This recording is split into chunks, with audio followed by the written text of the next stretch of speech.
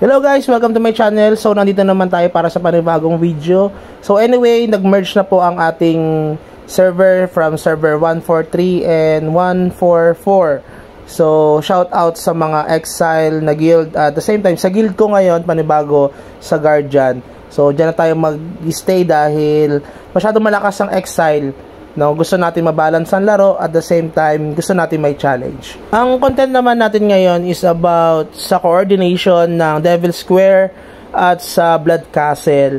So while playing this kind of game, yung MU Monarch, parang na-observe ko na doon sa coordination niya, doon sa place kung saan ka mag-stick while killing those monster doon sa isang dungeon, mas mataas yung experience niya compared doon sa ibang spot. Okay? Oo, nasa gitna ka, pero iba pa rin yung spot na ito. Maobserbahan nyo ito guys kapag napanood nyo itong video. At the same time, pagka na-try nyo na rin kayo mismo, masasabi nyo na, ay oo nga pala, no? Bakit ganun? Ang lakas ng experience dito sa coordination na to compared doon sa ibang coordination. Ito ay parang naging naging habit ko na solo lang ako palagi kasi.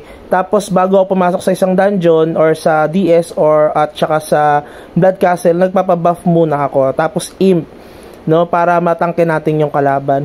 Itong coordination sa Devil Square, lagi nyo ito tatandaan kapag solo lang kayo, 72-88 yung coordination nyo. Kapapansin nyo, 300 plus agad itong ating experience. Tapos ito ay nangyayari during daytime. Ibig sabihin, walang bonus experience na 30%. Kung mapapansin nyo guys, pumapalo yung ating experience sa 427. Tapos, parang bago matapos yung dungeon, yung Devil Square, nagpa 500 pa yan, 480, ganyan. So, malaking experience yon para sa atin, sa level natin na 472 guys. No? So, may mga kasama ko na parang hindi nila to ginagawa sa mga kasabayan ko. Medyo nahuli sila sa pa-level, no? So, kung kayo pwede nyo naman tong gawin, pwede rin naman hindi, nasa inyo. Okay? Pero para sa akin, gusto kong i-share lang itong experience ko sa pagpapa-level habang naglalaro ng MU Monarch. Kasi para sa akin, makakatulong ito sa ating mga players para mabilis sila makapagpa-level. Syempre, lalakas yung kanilang character.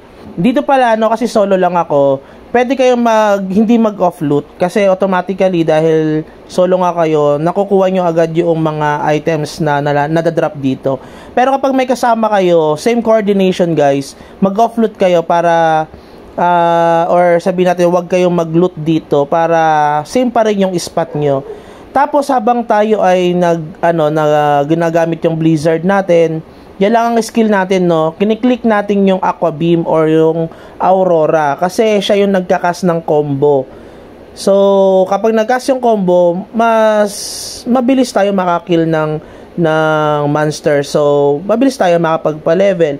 So tumataas dun lalo yung ating experience. Basta guys, huwag nyo kakalimutan magsuot dito ng imp. Tapos yung, syempre dahil wizard tayo, yung shield natin ay damage, hindi yung defense.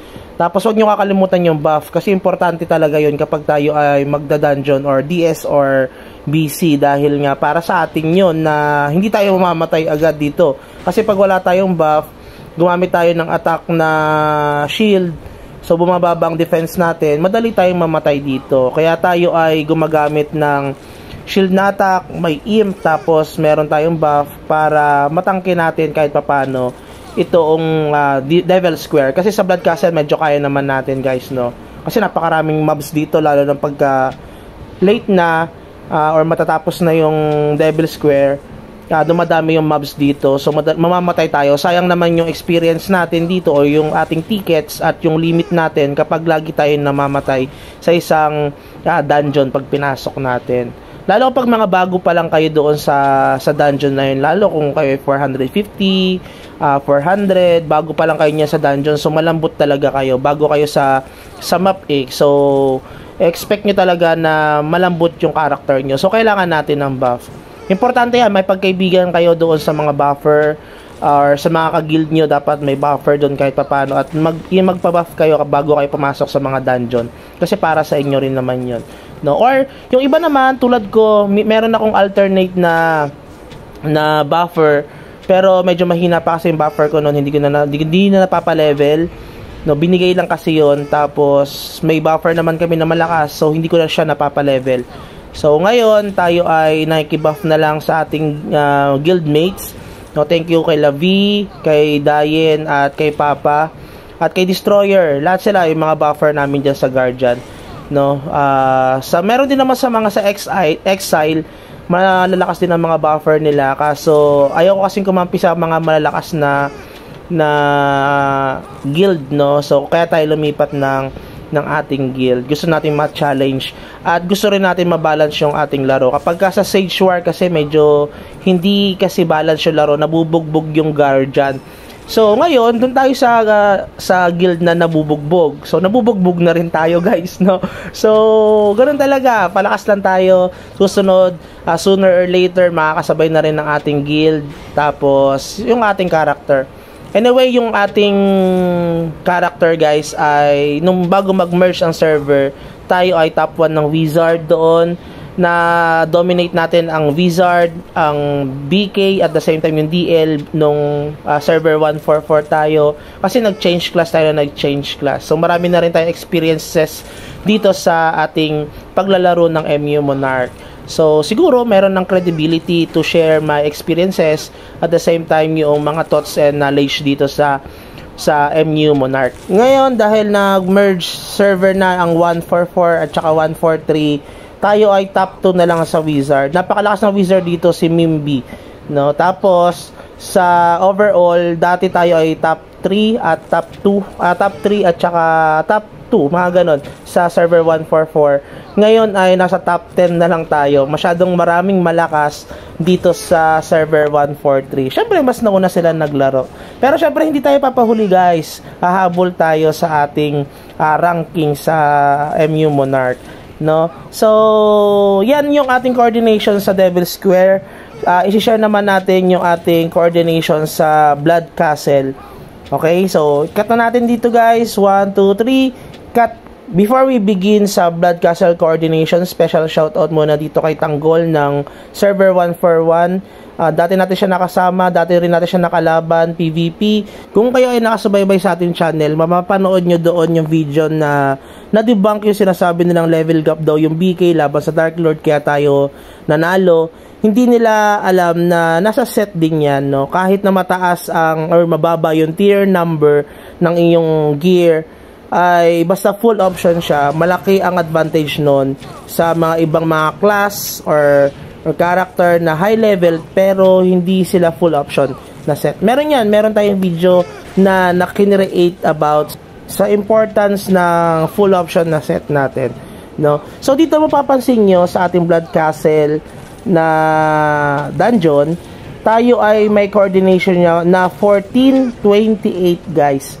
Yun lang ang tatandaan nyo, yung 1428, tapos doon sa Devil Square 7288. Kung mapapansin nyo, mataas ang level natin, ay mataas ang experience na bigay sa atin dito sa Blood Castle. Tapos dito mapapansin nyo kanina, wala tayong sa Devil Square, wala tayong extra na 30%. Dito meron tayong extra na 30%. Dahil parang binidyo ko to ng madaling araw. So ang bilis ng pa-level ko talaga dito. So ito lang yung ginagawa ko, guys. Yung ibang mga nauna sa atin sa server 144, naunahan na natin sila sa pagpapa-level. Minsan nag-stop kasi tayo, lalo pag may trabaho. Pero yung level natin, pag ito ay pinapractice natin, itong sa Devil Square coordination at saka sa Blood Castle coordination, makakahabol tayo sa pa-level ng ating character. Ngayon, medyo huli tayo sa iba dahil 500 na sila, lalo na yung mga server 143. Pero sa server namin na 144, tayo ay parang top 4 sa mga matataas ang level. Okay, so yung iba kasi matataas na ngayon sa server 143 tsaka 144. Medyo gap tayo sa kanila, pero hahabulin natin yan, guys, no? So, kikita nyo naman, mapapansin nyo, top 2 tayo sa Wizard, So hindi na natin uunahan yung top 1 dahil sobrang laki na ng nagastos niyan. So wala naman tayong balak unahan yan. Tama tayo sa number 2 lang guys, no? Ngayon, lagi nyo lang gagawin itong sinasabi ko kapag gusto nyo magpa-level na mabilis, yung mga coordination. Wala namang mawawala guys eh. Tapos, ang i-open nyo lang dito yung Blizzard at saka yung Aqua Beam or yung Aurora. Tapos, syempre, meron kayong shield, no? Yung Guardian Soul at saka yung Sorcerer na ating skill. So, nasa sa inyo naman yan guys kung gusto nyo subukan or pwede nyo rin namang hindi subukan, nasa sa inyo pa rin yan.